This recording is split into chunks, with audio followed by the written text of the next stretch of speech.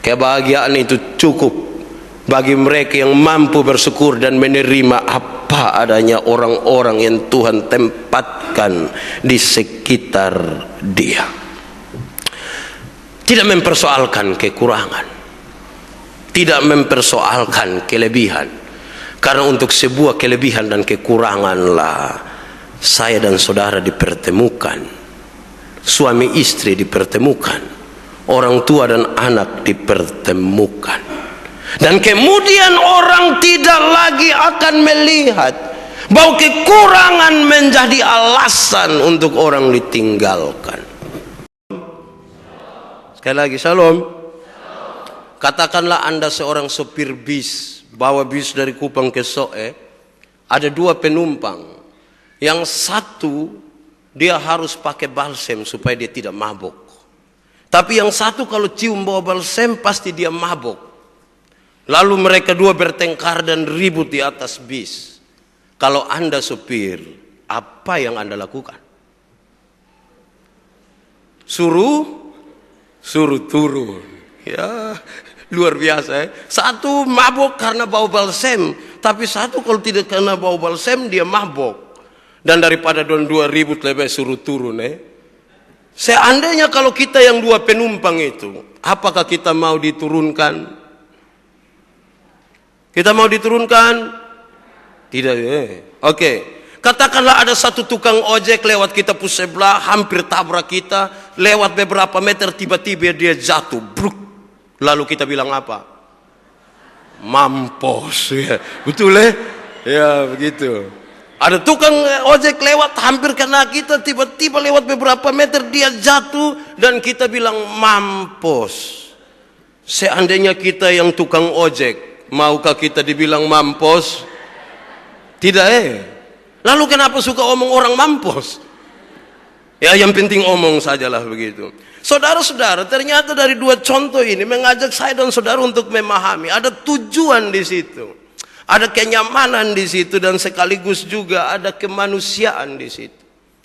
Sekedar hanya untuk kita memahami apa tujuan hidup ini. Sekedar untuk kita memahami apa itu kenyamanan kita dan apa itu kemanusiaan yang ada pada kita. Karena kalau kita jadi penumpang yang mau disuruh turun, kita juga tidak mau. Dan kalau kita jadi tukang ojek yang mau disuruh yang dibilang mampus, kita juga tidak mau. Kita membaca bagian kitab ini, saudara-saudara, ada 3 persoalan penting ketika bangsa Israel sebagai budak di Babel. Persoalan pertama adalah secara nasional mereka tidak punya pemimpin. Mereka semua tidak suka dijajah. Tapi siapa mau pimpin siapa? Supaya keluar dari penjajahan yang berat itu. Tidak ada orang memimpin. Itu secara nasional. Kedua, secara ekonomi mereka hancur karena mereka bekerja hanya sebagai seorang budak. Bekerja dari pagi sampai malam, dari pagi sampai malam, semata-mata untuk orang lain, tidak bagi diri mereka. Tidak ada simpanan bagi mereka. Dan secara ekonomi mereka rusak. Yang ketiga, secara etika dan moral mereka sangat-sangat terganggu. Setelah bait Allah dihancurkan di Yerusalem, tidak ada lagi tempat bagi mereka untuk belajar etika dan moral. Ketika mereka ada di Babel, tempat itu sungguh-sungguh tidak ada. Lalu bagaimana mereka bisa belajar dengan baik? Tidak bisa, tidak ada. Karena itu secara etika dan moral mereka sangat sulit. Budak itu sesuatu yang tidak enak. Dalam zaman itu, budak itu tidak bedanya dengan barang-barang lain dari satu orang tuan. Dia sama dengan lemari, dia sama dengan emas, dia sama dengan hewan, dia sama dengan semua barang. Dia bukan dianggap manusia. Dia tidak dianggap manusia. Dan tuannya sangat bebas untuk menggunakan dia seperti apa yang tuannya mau, tanpa memperhitungkan kemanusiaan yang ada di dalam dirinya. Tidak enak jadi budak. Dan ada 7 hal satu orang bisa jadi budak. Di zaman itu orang bisa jadi budak karena dia tawanan perang. Kalau dia tawanan perang, jadi budak. Dan dia akan bekerja bagi orang lain sesuai dengan kemauan tuannya. Atau yang kedua, dia dibeli. Kalau dia sudah dibeli, hak milik. Dan karena dia hak milik, dipakai sesuka hati. Tidak peduli dia manusia. Tidak peduli. Atau yang ketiga, dia lahir di rumah tuanya. Ya kalau dia mama budak, melahirkan satu anak di situ, itu anak jadi budak. Dan tuanya bebas untuk menentukan apa yang harus dilakukan bagi anak itu. Atau sebagai ganti rugi. Katakanlah satu orang kena tangkap pencuri, dia tidak bisa ganti karena dia sudah pakai itu uang, maka dia harus mengabdikan dirinya sebagai budak. Bayangkan, makin sulit. Yang berikut, orang bisa jadi budak karena tidak mampu membayar utang. Dan karena dia tidak mampu bayar utang, orang tua bisa jual anak-anaknya. Bisa, jual, ini bayar ini anak-anak sebagai utang. Kemanusiaan makin hari makin merosot. Yang berikut, orang bisa jadi budak karena kemauan sendiri. Ya dia takut kalau nanti tidak ada makan minum, dia takut nanti ada dalam situasi yang sulit, ya lebih baik dia memilih untuk jadi budak. Biar kerja setengah mati, yang penting dapat makan minum. Dan yang terakhir orang bisa jadi budak karena penculikan. Diculik, terus diperkerjakan sebagai budak. Saudara tahu bahwa dari 7 hal ini, mereka sudah sungguh-sungguh seperti barang. Sama seperti barang. Penghargaan terhadap diri sendiri menjadi hilang. Dan mereka tidak lagi dapat menikmati hidup. Kalau saya dan saudara jadi budak, hidup ini tidak ada artinya. Kita tidak bisa menikmati hidup ini. Tidak bisa hidup dengan senyum, tidak bisa dengan baik. Dan inilah yang dibawa oleh bangsa Israel ketika mereka keluar dari Babel.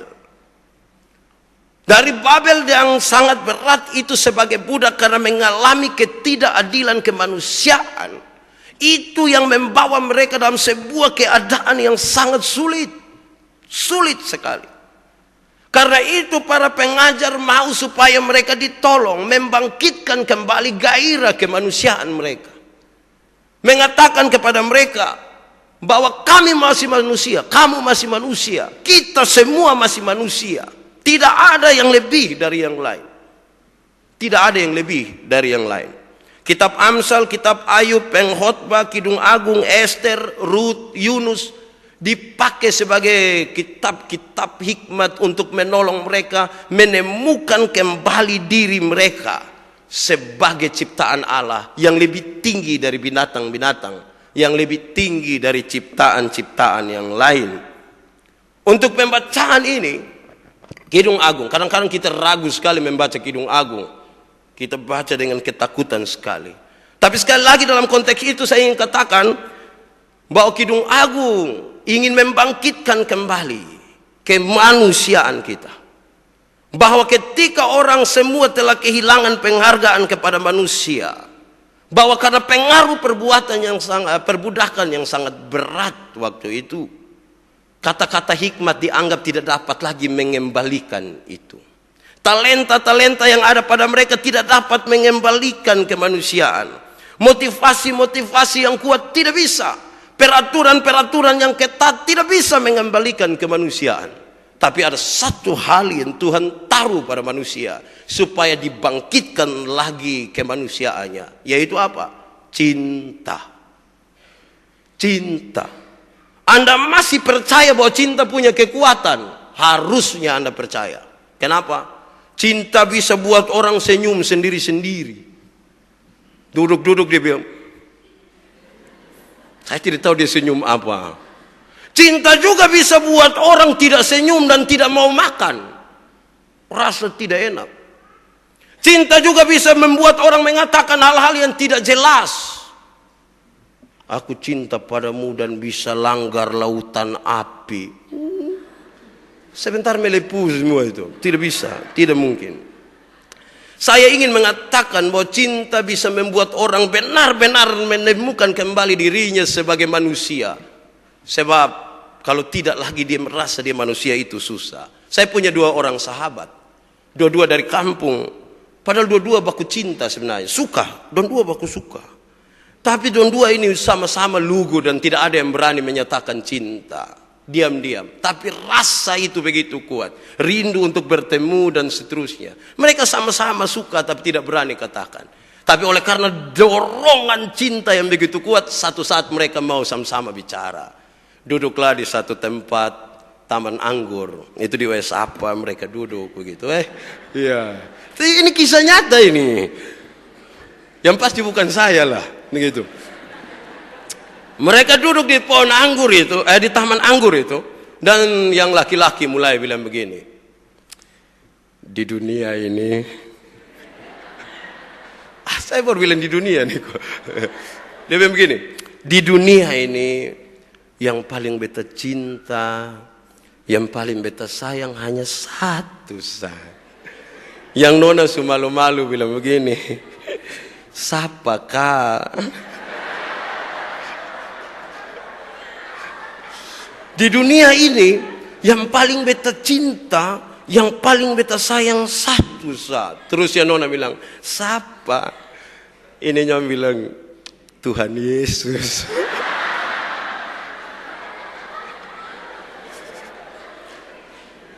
Sebenarnya ini nyong rindu mengatakan Anda yang aku suka, tapi bagaimana dia rasa begitu? Terus dia bilang Tuhan Yesus. Dan ketika dia omong itu nona marah sekali, muka kemerah-merahan sekali dan dia.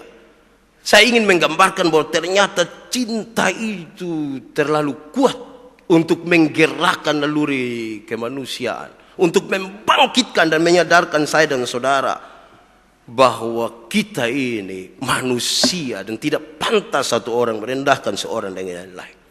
Kalimat-kalimat yang akan kita baca dalam pembacaan Kidung Agung tadi, dia sebuah puji-pujian yang tulus dari seorang laki-laki bagi seorang perempuan atas nama cinta. Dan juga sebaliknya, ini bukan gombal. Yang kita baca nanti di Kidung Agung dalam refleksi ini, dia bukan gombal. Gombal itu kalimat keenak, bisa bikin senyum tapi omong kosong. Gombal kira-kira begini, non.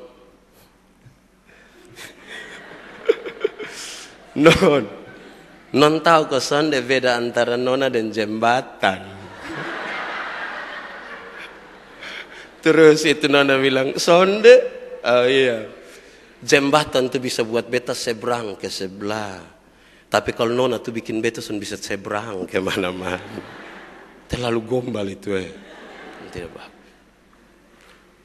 Bapak kamu tukang ban ya? Kok tahu? Iya, kok ban bekas dilupung kepala semua itu. Gombal tidak sama dengan apa yang dicatatkan di dalam Kidung Agung.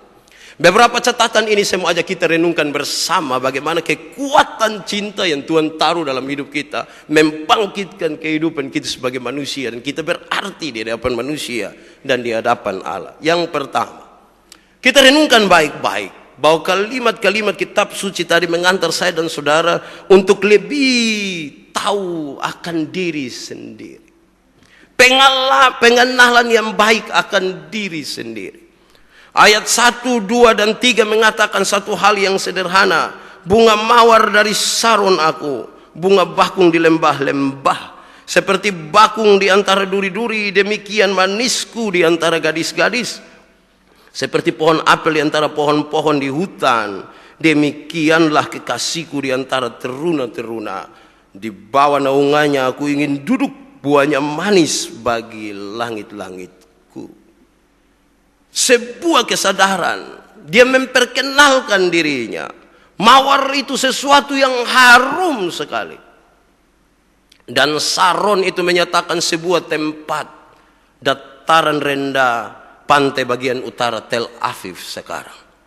Aku Saron dari Sion. Aku bunga mawar dari Saron, maaf. Sesuatu yang harum berasal dari tempat yang jelas. Dia memperkenalkan dirinya seperti itu. Di ayat 2 dia memberi sebuah perbandingan yang langsung menempatkan mawar berbeda dengan duri-duri.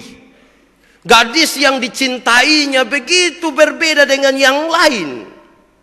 Ada sesuatu yang khas sekali pada dirinya. Berbeda dengan duri. Dalam perjanjian lama misalnya 2 Raja-Raja pasal 14 ayat 9 dia bilang begini. Duri itu lambang penderitaan yang sangat mengancam. Sangat mengancam. Atau suasana kehidupan yang penuh dengan aib dan tidak ada harapan lagi sama sekali. Kalau Anda punya cinta, Anda dipanggil kembali untuk menemukan bahwa masih ada harapan dalam hidup ini. Bukan aib, bukan sesuatu yang membuat Anda berhenti sekarang. Dia membandingkan secara ekstrim mawar dan duri-duri. Kenapa dia bangkitkan itu secara ekstrim? Karena dia tahu ada sesuatu yang sangat khas, yang berbeda, yang sangat berbeda antara mawar dan duri-duri di situ. Ayat yang ketiga mengatakan pujian-pujian yang luar biasa. Dia masih pakai tumbuh-tumbuhan, pohon apel, dia bilang begitu. Masih tumbuh-tumbuhan. Dalam syair-syair cinta orang-orang Sumeria, orang Syria, orang Palestina, orang Mesir dan orang Israel, pohon apel selalu dipakai untuk melambangkan sesuatu karena rasanya yang khas dan baunya yang sangat khas. Berbeda dengan yang lain. Memang ada banyak perempuan. Ini orang-orang tua dulu bilang begini, ikan sardin berkarung-karung, tapi tidak kujual sembarang toko. Biar ada banyak nona di muka bumi ini, hanya kamu yang bayangkan. Berbeda, semua perempuan betul, tapi ada satu yang membedakan. Catatannya sederhana, bahwa satu, orang tahu apa yang menjadi ciri khas dalam dirinya, siapa dirinya, dan dari mana dia berasal. Hanya itu. Sepanjang orang tidak tahu siapa dirinya, apa yang ada dalam dirinya, dari mana dia berasal, dia tidak akan pernah menikmati hidup ini dengan baik. Orang bisa mengenal orang lain kalau dia lebih dahulu mengenal siapa dirinya. Orang hanya bisa mencintai dan menghargai orang lain kalau dia tahu betul apa yang ada dalam dirinya. Karena kalau dia butuh cinta, orang-orang lain pun butuh itu. Kalau dia butuh penghargaan, orang-orang lain pun butuh hal yang sama. Orang bisa membedakan.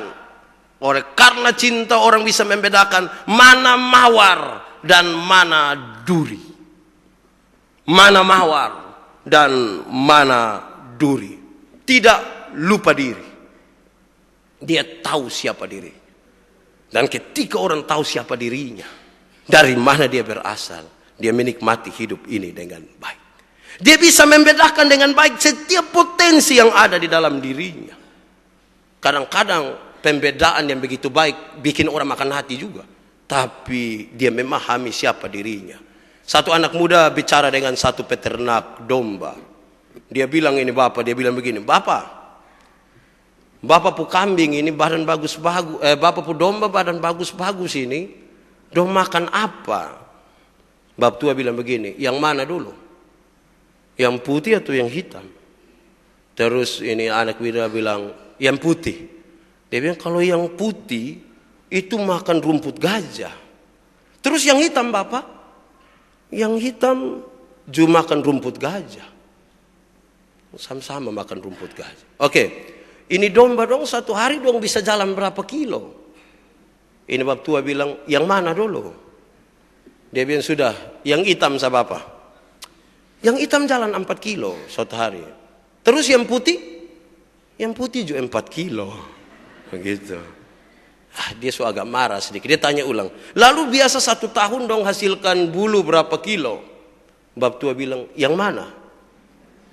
Dia bilang, yang hitam sah.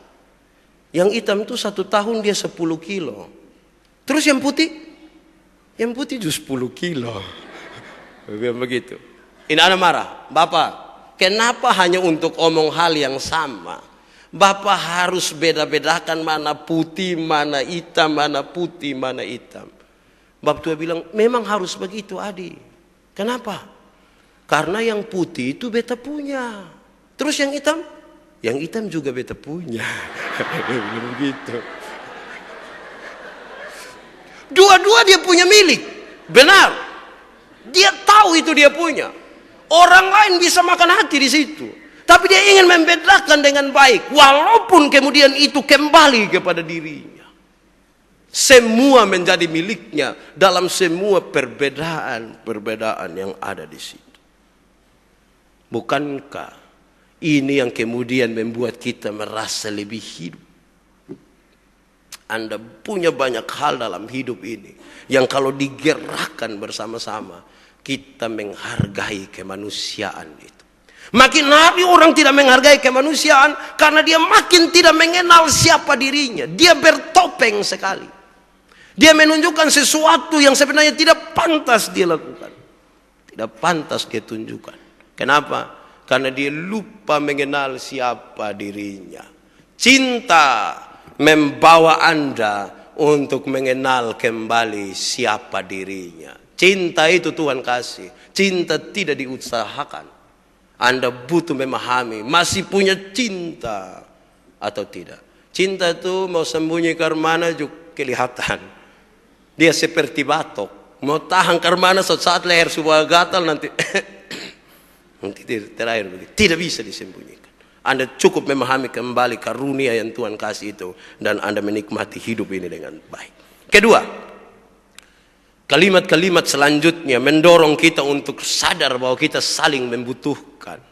Ayat 4 dan ayat 5, dia bilang begini. Telah dibawanya aku ke rumah pesta, dan panjinya di atasku adalah cinta. Kuatkanlah aku dengan penganan kismis. Segarkanlah aku dengan buah apel, sebab sakit asmara aku. Apa yang ingin dia katakan di sini? Mereka tidak saja hanya pada sebuah kerinduan, saling memuja antara laki-laki dan perempuan ini. Bukan saja sampai pada titik di mana dia rindu untuk berteduh di bawah pohon apel itu. Dan rasa buah apel itu terus menempel di langit-langitnya. Seperti kenangan yang terus ada. Kenangan yang terus ada. Tidak cukup di situ. Dia bawa sedikit lebih jauh. Mereka melaju kepada sebuah suasana yang lebih khusus. Ke sebuah rumah pesta. Di mana ada perayaan besar di situ. Di sana ada banyak orang di situ. Tapi dia tidak bawa itu orang dalam sebuah keberadaan yang sama dan seperti kebanyakan orang. Tapi dia katakan di situ, dia menandainya dengan cinta. Ada cinta yang dia taruh di atas kepala, baru dia bawa. Membedakan betul. Sekaligus juga dia bawa dengan sebuah perasaan yang tidak sama dengan orang-orang lain. Saya percaya bahwa kalau seorang perempuan dibawa untuk sebuah acara yang besar, dibawa oleh seorang laki-laki yang dia cintai, juga sebaliknya, dia akan mengalami sebuah perasaan. Dia akan lihat dia muka ulang-ulang di cermin begini. Biar muka sederhana juga dia akan lihat terus. Tapi saya kira itu hal yang membangkitkan kita. Permintaan gadis itu berarti, dia bilang begini, kuatkanlah aku. Topanglah aku. Bukan karena saya tidak kuat. Bukan karena saya tidak kuat. Saya butuh sebuah dukungan. Manusia diciptakan, beberapa orang bilang begini. Manusia itu seperti malaikat bersayap satu. Dia ingin terbang tinggi di angkasa. Tapi dia seperti malaikat bersayap satu. Supaya dia bisa benar-benar terbang dengan baik dan makin tinggi. Dia butuh memeluk orang lain. Supaya dia punya dua sayap. Dan karena dua sayap itu dia terbang makin kuat di atas. Lalu apa yang dia butuhkan untuk dia ditopang dengan kuat? Dia butuh ditopang secara psikologis. Dia butuh ditopang dengan cara spiritual. Dia bisa mengerjakan banyak hal dengan spirit yang diberikan. Dengan bantuan psikologis yang diberikan. Dia menemukan kembali kemanusiaannya. Saudara tahu bahwa masalah paling besar dalam kehidupan ini adalah ketidakmampuan kita untuk percaya kepada orang lain. Ketika saya kasih pekerjaan kepada satu orang, kalau saya tidak dengan hal ini, saya akan sangat khawatir dengan dia. Karena saya berharap dia akan bekerja seperti apa yang saya kerjakan. Padahal tidak mungkin sama, manusia beda. Kecuali kalau kita berdiri di tempat yang tepat, memberikan dukungan psikologis dan spiritual bagi dirinya, maka yang tidak mungkin akan menjadi mungkin sekali. Yang tidak mungkin bisa menjadi mungkin. Banyak orang butuh dukungan, banyak orang butuh penghargaan, banyak orang butuh pengakuan, supaya kemudian dia menjadi manusia yang sungguh-sungguh hidup dan menikmati hidup ini.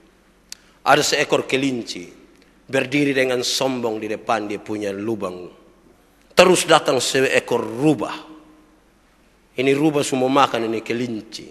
Tapi ini kelinci biar tunggu dulu. Tunggu apa? Kita dua berani berkelahi dulu. Kita dua berkelahi dulu. Tapi kita berkelahi di lubang kelinci. Siapa kalah jadi santapan yang menang. Rubah bilang, bisa, masa lu lawan beta. Masuk di dalam lubang kelinci. 10 menit kemudian, kelinci ini keluar sambil pegang paha dari rubah ini. Dia makan. Wah, kelinci menang. 10 menit kemudian datang seekor serigala. Mau makan ini kelinci. Kelinci bilang, sabar dulu bu. Kita berkelahi. Kita berkelahi di lubang kelinci. Kalau berani lu menang, lu makan saya. Saya menang, saya makan lu. Oke. Masuk. 15 menit kemudian kelinci keluar sambil pegang serigala pun paha satu. Dia makan. Wah, ngeri ini kelinci. 10 menit kemudian datang seekor beruang lagi. Beruang datang mau makan ini kelinci. Dan kelinci bilang, sabar dulu, jangan taga lu badan besar lu. Kita berkelahi di dalam lubang kelinci. Kita berkelahi. Kalau lu menang silahkan lu makan saya. Tapi saya menang saya makan lu. Ya betul? Iya. Mereka masuk. 20 menit kemudian kelinci keluar pegang kaki beruang satu sambil dia makan. Luar biasa ini kelinci. 4:30 sore dia lihat ke dalam lubang terus dia teriak begini. Woi, keluar sudah, besok berlanjut. Ternyata yang keluar dari lubang lubang kelinci itu adalah seekor harimau yang besar. Harimau ini yang berkelahi, kasih mati itu rubah, itu serigala dan itu beruang. Kelinci tinggal makan. Saudara tahu, pada saat kita punya penghargaan, pada saat kita punya rasa pengakuan terhadap sesuatu yang Tuhan berikan bagi orang lain, kita bisa saling memanfaatkan. Hal yang tidak mungkin sekalipun bisa menjadi mungkin. Supaya kita belajar, percaya bahwa siapapun ada talenta yang Tuhan kasih. Yang berikut, ayat selanjutnya mengatakan, kalimat-kalimat ini menuntun saya dan saudara untuk menutupi banyak sekali kekurangan. Cinta menutupi banyak sekali kekurangan. Dia tidak lihat itu kekurangan. Ayat yang ke-6 mengatakan dengan sederhana bagi kita, tangan kirinya ada di bawah kepalaku, tangan kanannya memeluk aku. Apa yang ingin dia katakan di situ? Sebuah peranan dari pemuda itu yang luar biasa, benar-benar mengagumkan. Tangan kiri, dalam budaya banyak bangsa mengatakan bahwa tangan kiri sebenarnya tidak terlalu baik. Tidak terlalu baik. Tapi dia bilang, tangan kirimu ada di belakang kepala. Tangan kiri. Bahkan hal-hal yang dianggap orang tidak beres itu menguatkan engkau. Dia mau pakai yang dianggap kekurangan itu sebagai bagian yang menguatkan perempuan ini. Dan dengan tangan kananmu. Perjanjian Lama selalu menyebutkan bahwa tangan kanan dipakai sebagai sebuah kekuatan dan kuasa memeluk gadis itu. Tangan kirinya yang identik dengan kekurangan menopang kepala perempuan itu. Hal yang terpenting bagi manusia. Tapi kanannya yang penuh kekuatan dan kuasa itu memeluk perempuan ini dengan baik. Dua-duanya, kelebihan dan kekurangan, dua-dua memeluk dan mengiring perempuan ini. Pasti perempuan ini bahagia. Saya kira harta tidak cukup membawa kebahagiaan. Saya kira keberadaan kita dalam semua kemampuan kita tidak cukup membawa kebahagiaan. Kebahagiaan itu cukup bagi mereka yang mampu bersyukur dan menerima apa adanya orang-orang yang Tuhan tempatkan di sekitar dia. Tidak mempersoalkan kekurangan. Tidak mempersoalkan kelebihan. Karena untuk sebuah kelebihan dan kekuranganlah saya dan saudara dipertemukan, suami istri dipertemukan, orang tua dan anak dipertemukan. Dan kemudian orang tidak lagi akan melihat bahwa kekurangan menjadi alasan untuk orang ditinggalkan. Satu bab tua umur 75 tahun. Dia datang di satu gedung. Dia tanya satu anak kecil, Pak Yakob pun kamar di mana? Dan ini anak bilang, di lantai 10 Bapak. Tapi ini gedung tidak ada lift. Oke, kita jalan kaki saya. Dan 2 jalan naik. Bab tua setengah mati sampai lantai 10. Ini sudah baik. Ini Pak Yakob pun kamar. Dia ketok begini. Ternyata tidak ada jawaban. Dia bilang, Adi, ini tidak ada jawaban. Pasti Pak Yakob tidak ada. Ini anak bilang, iya betul baik. Kok kemana Adi tahu? Pak Yakob tadi di lantai 1 ada tunggu dia pun tamu. Ini baik, aduh Tuhan So, kalau tadi Adi suka tahu begitu. Tapi Mbak tidak marah. Kenapa? Kan dia tahu ketulusan dari ini anak. Karena dia punya pertanyaan yang tepat. Di mana bab tua pu kamar? Dia tidak tanya, di mana Pak Yakob? Jadi anak kasih tahu bab tua pu kamar dan lupa kasih tahu Pak Yakob yang sesungguhnya. Sebenarnya kan itu kekurangan, tapi sudahlah, diterimalah begitu. Kadang-kadang kita butuh sesuatu yang selalu lebih. Tapi saya ingin katakan dalam hidup ini bahwa kelebihan itu belum tentu mengenakan. Satu saat seorang miskin berdoa supaya kalau bisa dia punya emas yang sangat banyak. Dengan dia punya emas itu mungkin dia akan menikmati hidup ini. Maka terjadilah kepada dia apa yang dia inginkan. Semua jadi emas. Semua jadi emas. Dia bersuka cita sekali karena itu emas. Dia pulang dalam sukacita. Senang betul itu emas. Tapi dia mulai lapar. Dia buka dia punya meja makan. Itu nasi semua jadi emas. Karena mana dia mau makan emas? Dia haus. Dia rindu minum. Waktu dia mau pitendes itu barang kok keluar air. Emas yang di situ. Tidak bisa keluar. Semua jadi emas. Dia langsung tahu saat itu. Ternyata tidak semua hal jadi emas. Tidak butuh semua hal jadi emas. Separuh harus seng. Separuh harus kujawas. Separuh harus seboak. Separuh harus kelapa. Bayangkan kalau semua bos, siapa akan perintah siapa? Biarkan harus ada dalam peran yang lain. Supaya penghargaan terhadap kemanusiaan bisa terjadi. Saya bilang kemana-mana saudara-saudara. Satu saat Yesus berkhotbah begini. Kalau ada orang menampar pipimu yang kanan, berikan juga pipimu yang kiri. Kalimat ini tidak membuat kita bodoh.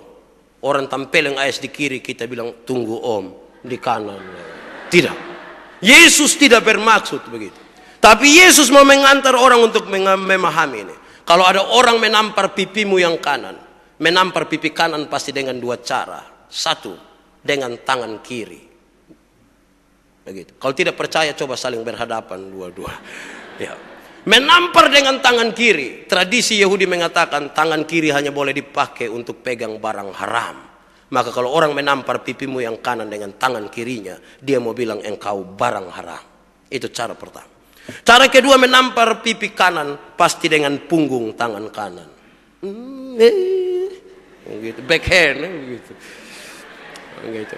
Dan tradisi Yahudi mengatakan punggung tangan kanan hanya boleh dipakai oleh para tuan untuk menampar budak-budaknya. Maka Yesus bilang begini, kalau ada orang menampar pipimu yang kanan dengan tangan kirinya, menganggap engkau barang haram, atau dengan punggung tangan kanannya, menganggap engkau budak, berikanlah pipi kirimu. Supaya dia menampar dengan tangan kanannya. Dan di situ kita tahu di hadapan Tuhan kita sama. Amin. Sama. Peran kita beda. Semua sama. Saya suka metafora gereja yang dibangun oleh Rasul Paulus. Banyak anggota tapi satu tubuh dengan peran yang sama. Mata karena dia mata tidak bisa lebih penting dari tangan. Siapa yang malam-malam dia pun perut sakit, pas dia mau pi belakang kaki bilang begini, perut jamara, lupi sendiri ya. Beta ke son enak tadi. Tidak bisa. Kalau tangan kirimu sakit, mata turut menangis. Tidak bisa. Harus kita belajar persekutuan dari ini, saling menutupi kekurangan. Karena untuk itulah kita dipanggil. Saudara tahu di sini Salomo ingin membangkitkan kembali kehidupan yang utuh sebagai manusia. Ini yang luar biasa. Terakhir, pembacaan tadi ayat yang ke-7 sengaja ingin menyatakan kepada kita, kalau kita kedepankan rasa itu, cinta itu, bukan saja sekedar kita memahami sebuah kemanusiaan, tapi ada sebuah pembentukan karakter yang baik di situ. Ayat 7 mengatakan dengan sederhana, "Kusumpai kamu putri-putri Yerusalem, demi kijang-kijang atau demi rusa-rusa betina di padang, jangan kamu membangkitkan dan menggerakkan cinta sebelum diingininya." Apa yang dia mau katakan di situ? Baik rusa, baik kijang, mereka suka hidup berkelompok. Waktu masih muda, rusa dan kijang dekat dengan induknya. Tapi mulai beranjak dewasa, dia tinggalkan dia punya mama. Dia bergabung dengan komunitasnya. Pas dekat musim kawin, dia akan memisahkan diri dari kelompoknya. Dia jalan cari kelompok para betina. Dia masuk sesaat di situ, cari perhatian di situ. Dia keluar kembali. Dan kalau ada rusa betina yang ikut, itulah dia pun jodoh. Dia bilang di sini dengan hal yang luar biasa, bahwa di bawah hal itulah dia rindu supaya proses itu berjalan dengan baik. Supaya terjadi sebuah pembentukan karakter yang sungguh, karena menemukan proses demi proses. Tidak instan, tidak takuju, tidak kaget-kaget, tapi berlangsung dengan baik, mengikuti proses. Bagaimana dia dilahirkan, bergantung kepada induknya, bergantung kepada kelompoknya, melepaskan diri dari kelompoknya, mencari perhatian pada kelompok betina, keluar dan kemudian diikuti oleh betina. Jangan dahulu membangkitkan cinta sebelum diingininya. Biar dia berlangsung dengan baik. Ini sebenarnya sebuah panggilan solidaritas yang kuat. Solidaritas terhadap sesama, terhadap perempuan dan laki-laki. Ini sebuah panggilan kesetaraan laki-laki dan perempuan. Tidak ada lagi kita bicara perempuan lebih rendah atau laki-laki lebih tinggi. Inilah sebuah karakter di mana kita mau mengatakan tahun pembebasan benar-benar ada sekarang. Karena proses berjalan dengan baik. Dan saudara tahu bahwa kalau cinta itu kemudian membentuk karakter saya dan saudara, yang dia pun nama pengampunan itu bukan hal yang luar biasa. Bisa dilakukan. Bisa dilakukan. Cinta bukan saja menutupi banyak kekurangan, tapi cinta mampu memberi maaf. Cinta mampu memberi ampun. Kita semua punya persoalan. Ada orang yang kita tidak suka. Ada orang yang kita benci. Bahkan setiap malam mau tidur seolah-olah dia pemuka ada di loteng. Kita masuk kamar mandi dia ada di situ. Di mana kita ada mengganggu sekali. Tapi cinta menolong kita untuk membebaskan diri dari itu. Cinta, sekali lagi cinta membawa kita kepada kemanusiaan yang sesungguhnya. Karena sesungguhnya cinta tidak ingin disakiti. Dia mau ada sebuah penerimaan yang saling membebaskan. Seorang ibu di Afrika, dia hanya punya seorang suami dan satu orang anak yang dia cinta. Datang seorang penjahat, tembak mati dia pun anak di depan dia dan suami. 2 hari kemudian datang ini orang jahat, bawa dia pun suami, seret ke satu tempat. Beberapa jam kemudian dia dipaksa ikut. Di tempat itu, dia lihat suaminya diikat di atas tumpukan kayu api. Bukan saja diikat, disiksa, dibunuh mati, dan kemudian dibakar di depan dia. Ibu ini sangat sedih, sangat sedih. Polisi tahu, orang jahat ini ditangkap. Mereka ada di sebuah ruang pengadilan, menuju kepada vonis. Laki-laki ini sungguh-sungguh bersalah. Ada banyak bukti yang menguatkan kalau dia bersalah. Menuju kepada vonis itu, hakim memberi kesempatan kepada ibu ini untuk bicara. Dan ibu ini bicara dengan hal yang sederhana. Dia bilang begini, ada 3 permintaan untuk laki-laki yang jahat ini. 1, saya rindu laki-laki ini dibawa ke tempat suami saya dibakar. Saya rindu untuk mengumpulkan debu dari suami saya untuk dikubur dengan terhormat. Permintaan kedua, saya rindu orang jahat ini menjadi anak saya, karena saya tidak punya siapa-siapa lagi. Dan saya minta 1 bulan dia datang 4 kali, supaya rasa cinta yang masih ada pada saya curahkan bagi dia. Karena hanya saya punya suami 1 dan anak 1. So tidak ada lagi. Saya rindu dia menjadi anak saya. Ketiga, saya rindu untuk orang jahat ini tahu bahwa saya mengampuni dia. Mendengar itu, orang jahat itu pingsan. Anda punya semangat untuk balas dendam sekarang? Anda punya kebencian yang besar untuk memakan hidup-hidup manusia 1 tuh kok. Anda ternyata tidak punya cinta dalam dirimu. Kalau Anda punya cinta dalam dirimu, ada kemampuan untuk Anda mengampuni, untuk Anda memaafkan. Karena kalau hari ini dia jatuh, besok kemungkinan besar Anda jatuh. Kalau hari ini suamimu bersalah, ada kemungkinan besok Anda bersalah.